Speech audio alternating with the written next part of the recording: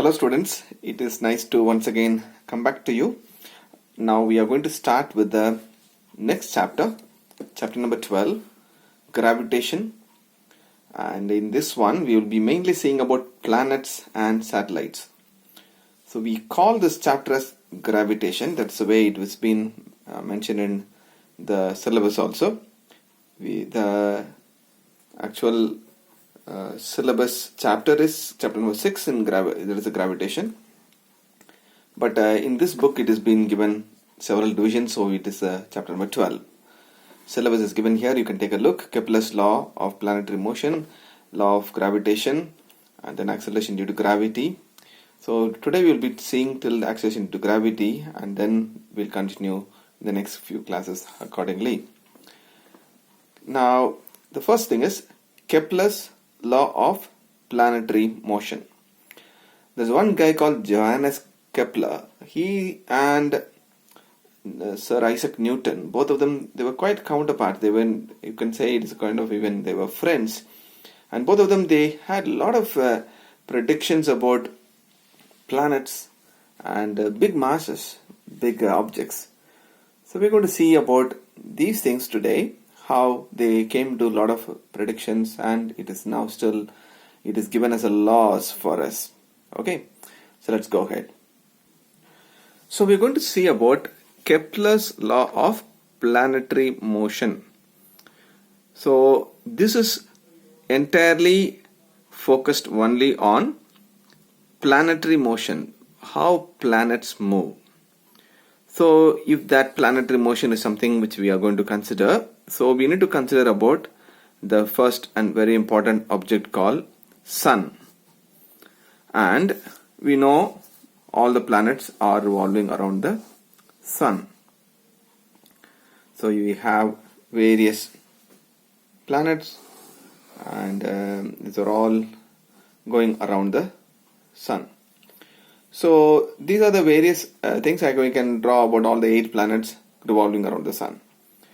But we need to finally condense all of them into 3 important laws. That's what Johannes Kepler did. The very first law, what he said is, first law of Kepler, it's very simple. He said each planet revolves around the Sun in an elliptical orbit. So he gave it is elliptical orbit is the rotation or revolution of the planets around the Sun. Many of us, we might think, okay, Sun is here and it is kind of going around in a round path. We might consider that way. But in that century, in somewhere around 1600s itself, okay, there is such a previous stage, like 4 centuries before, 400 years before, Kepler made a very, very important prediction saying that planets are not revolving in an circular orbit, but it is an elliptical orbit. And Sun is the center, and planet is revolving around this one. So that is something quite a huge amount of revelation. It came to so many people that Sun is standing at the center and Earth is on other planets are just going around it. You know, earlier what was the thing? There was a lot of predictions are there. Earth is flat. That's what people were thinking. And then they said Earth is at the center and Sun is moving around. So they said Sun starts from here and then it goes up to the top and then goes around to that thing. Sun is moving and Earth is static. That's what people have been always thinking. Even right now also, the thinking pattern is when you are there on the Earth, standing and looking at it, you see it is a flat, whatever the eyesight you can see, and the Sun is going around. But here he said, every planet revolves around the Sun in an elliptical orbit. That's what he said. So law number 1, please write down. First law of it is called law of orbits. First law of Kepler's first law. All planets move around the Sun in an elliptical orbit, having the Sun at one focus of the orbit. Sun is the main focus, and they are all revolving around the sun. That's all planets, it said. So in that moment of time, they were thinking there were nine planets, including Pluto, but a few years before, they said Pluto we cannot consider it because it is too far away, it is so tiny, and we don't know whether it is really revolving around the sun. A lot of conclusions. So they removed Pluto from the thing. So we have 8 planets that are revolving around the sun. Let us go to the second one. So first is not a big deal. It is very, very common, simple law. Law number 2.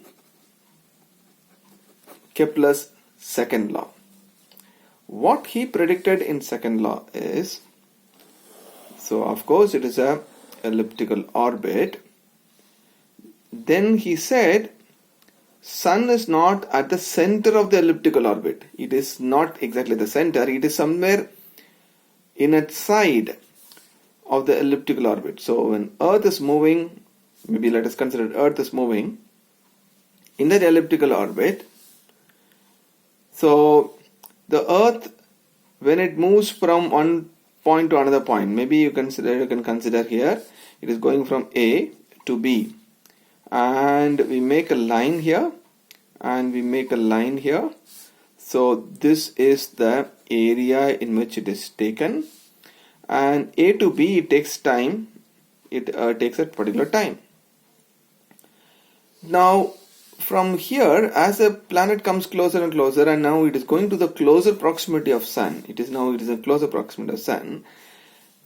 Maybe it is some days it is took from here to here, it took maybe a 1 month time or whatever it is. Let us consider, because from here Earth, when it considers, from here it goes around and comes back to the same position, how many days it will take? It will take 365 days. Let us consider from here to here it took 1 month. But here, in the same duration if you take, he found it was traveling more distance.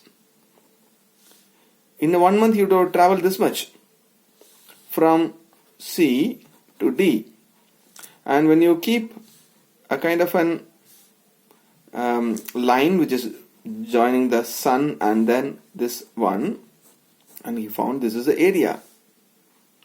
So SCD is another area which is there, and SAB is another area which is there.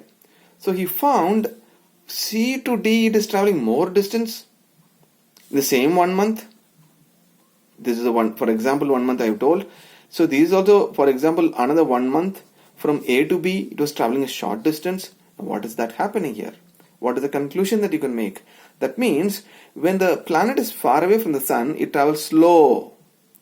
It is not fast. The velocity is less. As it comes closer and closer, the velocity, it picks up the velocity, and this is a really great speed. The speed is much higher. In the same orbit itself, it doesn't travel all the time in the same velocity. When the planet comes closer to the sun, it has a very high speed. This goes in a very high speed. This 1 month, it is from C to D. And then again it go ahead and it slows down. It is in the slowest speed here. So now what is the second law is about? What is the second law we are talking about? He said the line joining the sun and the planet. What is the line joining? SA. Now this line, it is sweeping out an area. It is sweeping an area. That is, the area is area of SAB. The line joining the sun and the planet sweeps out equal areas, he said. Equal areas. That means this area, SAB, is equal to the area of SCD. This area. This is A1 and this is A2. This area should be equal to both areas. Look at this one itself. Look at this one. This is the area here. This is the area here. He said it sweeps out, the line joining the sun and the planet sweeps out equal areas. Areas of equal. Both areas are equal areas in equal interval of time. Here also the same duration. The same duration is there. So that is the conclusion he made. In other words, it could also be told the rate of coverage of area dA by dt is going to be equal to constant.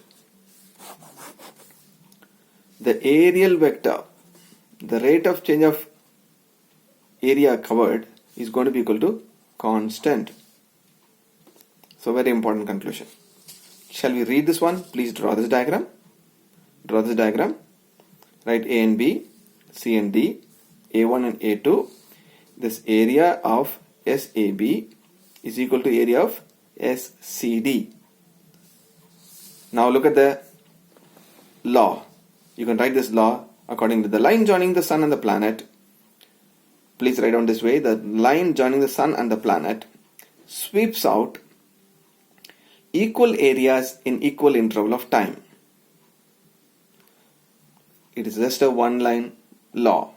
It sweeps out, the planet sweeps equal areas in equal interval of time. And the next one is, that is the areal velocity. What is areal velocity? This one is areal velocity. The areal velocity of the planet remains constant. So dA by dt vector is the areal velocity. dA by dt is the areal velocity. So dA by dt is equal to a constant value. That means the area in a particular time. This area in a particular time is always a constant, wherever it is. Maybe you can see, take another area here. If this is also 1 month, and again another one here, another area here, this is also 1 month. Every area will be equal areas in equal interval of time. If you consider this planet going from one to another point, if you consider that equal timing, every timing will be equal, means you will be having equal interval of time, equal areas. Okay, hope you are able to understand this one. Now you can say, sir, what is the main problem in this one? What are we trying to finally conclude? The conclusion is, when it is far away, it travels in a less speed. When it is close by, it is traveling in a higher speed. So that is a very, very important conclusion. Alright. So otherwise, if you say, if it is the same distance it is there, then it will be covering at a very higher speed. That's what we are going to conclude. Hope you got the idea. Let us go to the third law. This is what the thing also, sun and all this diagram is there. Okay. Now this is called law of areas. We call the second law is law of areas. First is law of orbit, next is law of areas. Third law, law number 3. Law number 3, what he said is, Kepler predicted another very, very important thing. Suppose this is sun is there and the planet is there. So it is going around and coming back here. So for Earth to go around and come back, we know it is 365 days. If you look at it accurately, it is 365.25 days. So that is the time duration it takes. The time is going to be equal to this much days it will take. Okay. And also there is a distance which is there from the sun and the planet. So, but this distance is always changing. Here it is so short. This distance is so short and this distance is so much far away. So he took an kind of an average distance. You look at all the places, everything is average distance he took. Meaning that we'll consider an average distance from the Earth and the planet. So he said that square of the time taken to revolve around the orbit is directly proportional to the cube of the distance, average distance of the sun and the planet.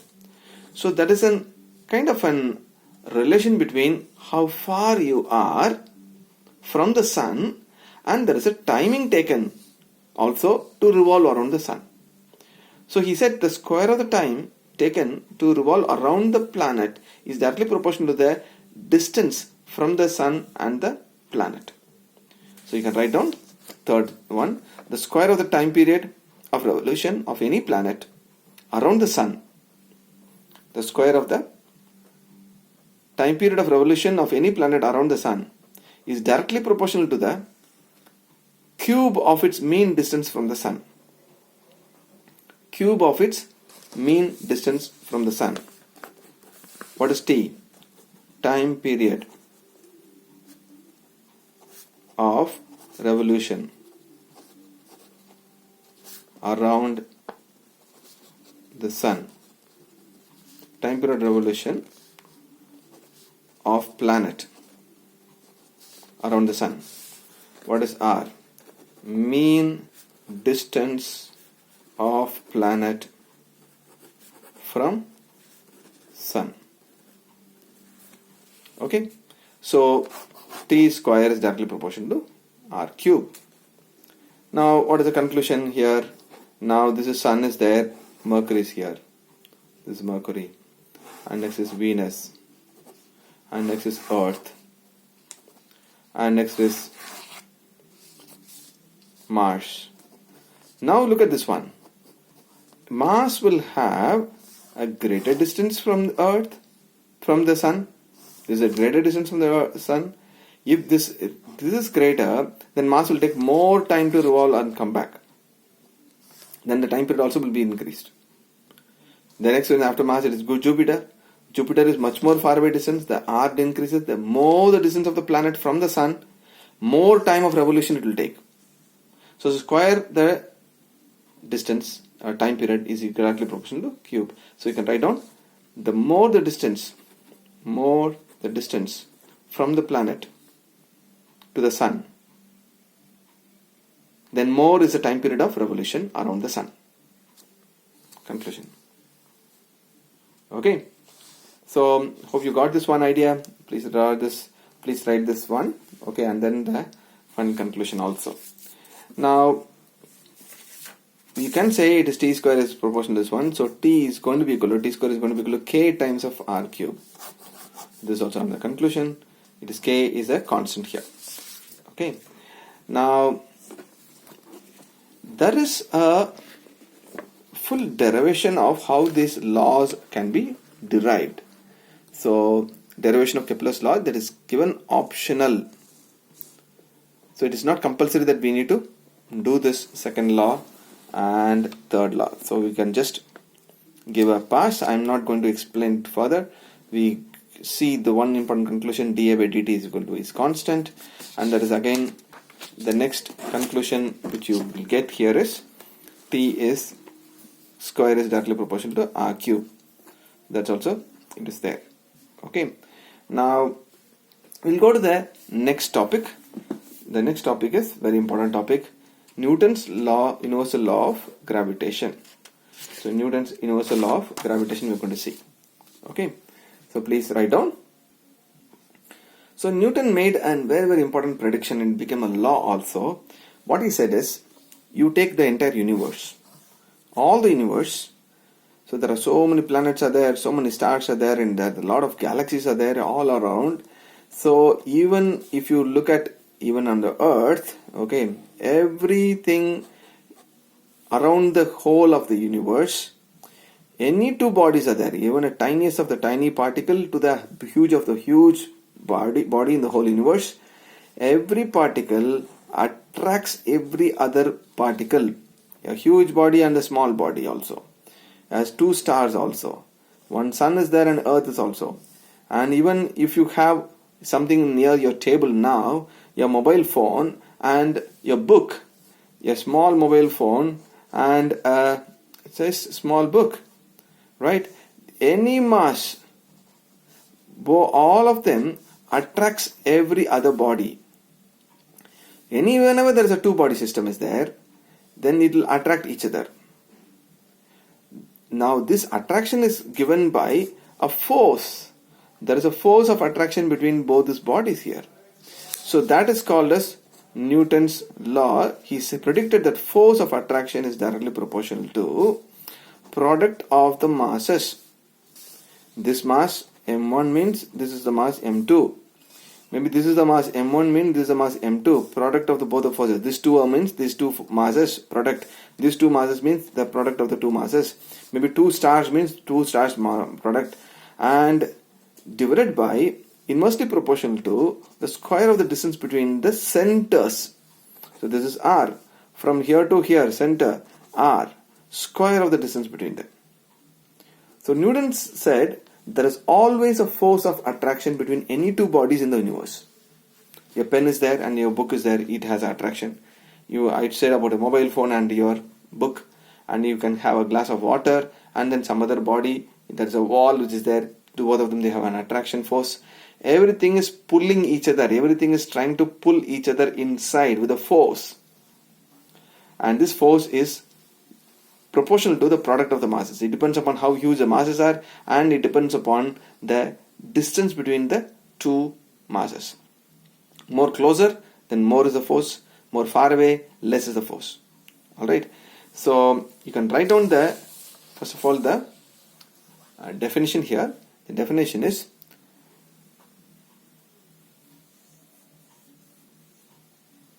Newton predicted the force of attraction between any two particles in the universe. Now write down, underline the word force of attraction. Force of attraction between any two particles in the universe is directly proportional to the product of the masses, directly proportional to the product of the masses of the particles, and inversely proportional to the square of the distance between them. Inversely proportional to the square of the distance between them. Write down this one. F is proportional to m1 m2 upon r square. So you can take the proportionality constant here, and F is going to be equal to capital G m1 m2 upon r square, where G is, capital G is universal gravitational constant. Universal gravitational constant. So that's the kind of an prediction it was given. Now if this G is the one, now take G here and take all the other terms to the next side. F r square upon m1 m2. That is also the gravitational constant is going to be equal to F r square upon m1 m2.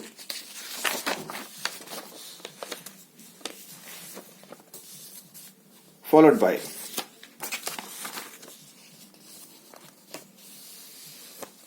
when F is going to be equal to, when maybe you can say mass m1 is equal to m2 is going to be equal to 1 kg and r is going to be equal to 1 meter. For example, you take 1 kg body, again another body also exactly similar 1 kg body, and the distance between the center is 1 meter. Then it is, what will happen here, G is going to be equal to F into m1 is 1 kg, again 1 kg upon 1 square, 1 meter, m1 m2 is 1. So G is going to be equal to F under this precondition. So the force of attraction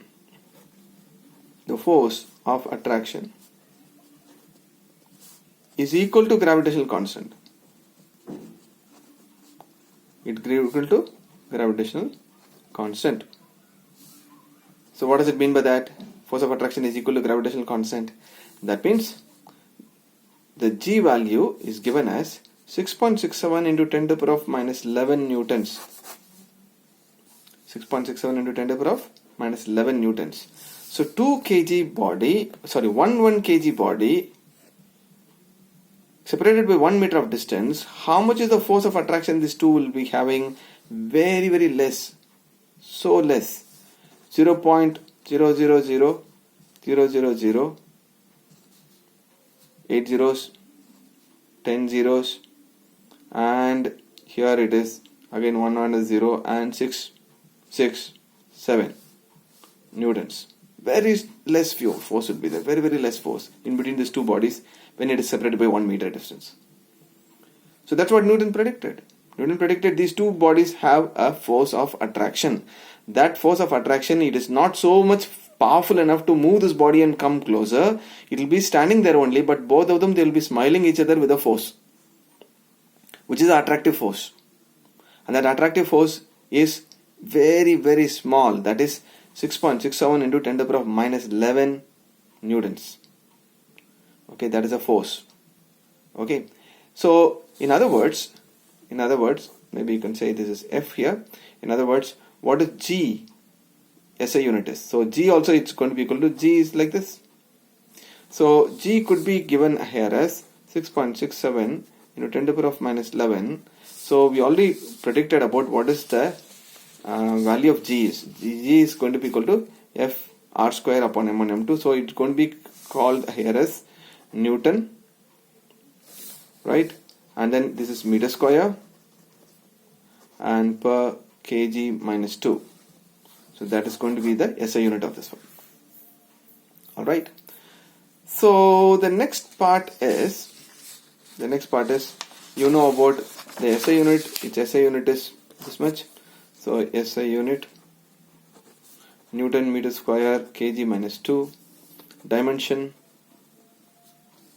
So dimension, it's anyhow it's coming here. Alright. What is the dimension of this one? You should know. M minus 1 L3 T minus 2. This is the dimension here of G. Dimension of G. Now the next one is vector representation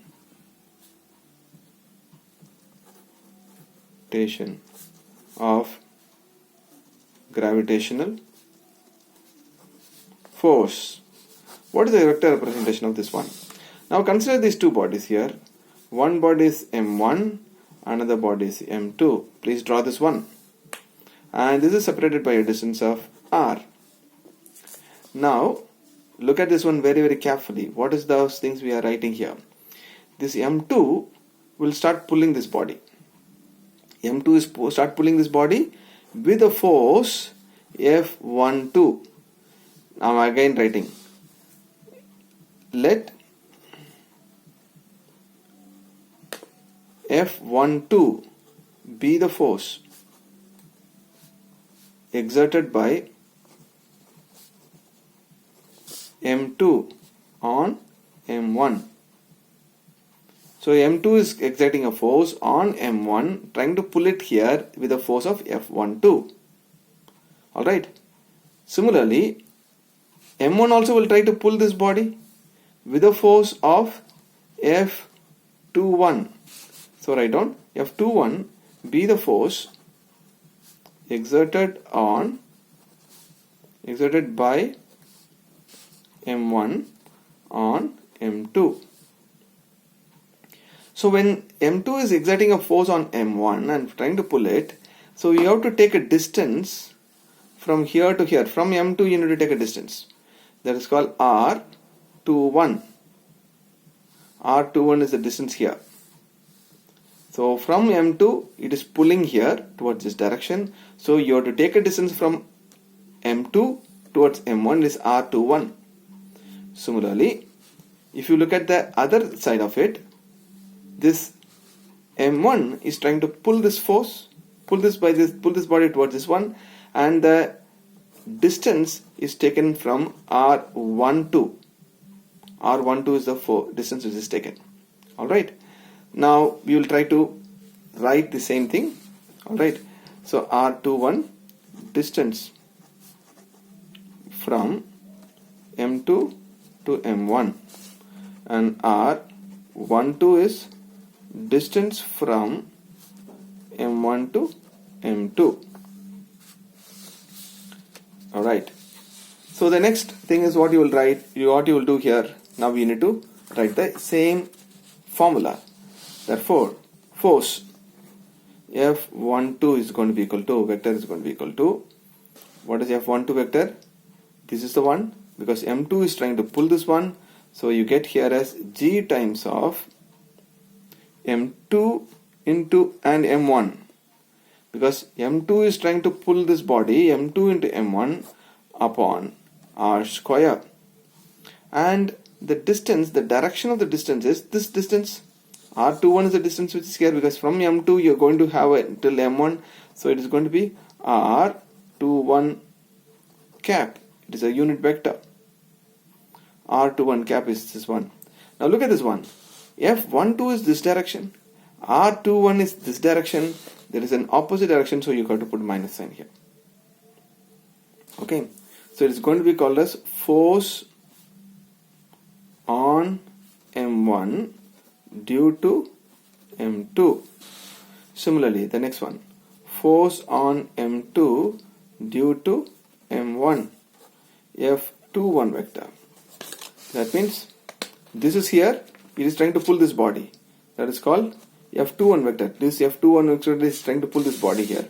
Is going to be equal to minus G M1 M2 upon R square into R12 cap. The distance is going to be from here to here. From this one to this one you need to take a distance, R12. So it's going to be like this, and there's a minus sign. Now we already know R21 cap is equal to minus of R12 cap.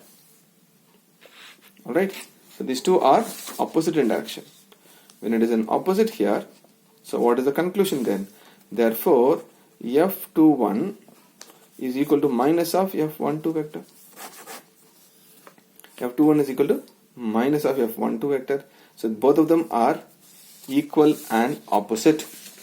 So you can say these both of forces are equal and opposite. That's what the vector conclusion is. The vector conclusion is, therefore, you can write down, therefore, the forces exerted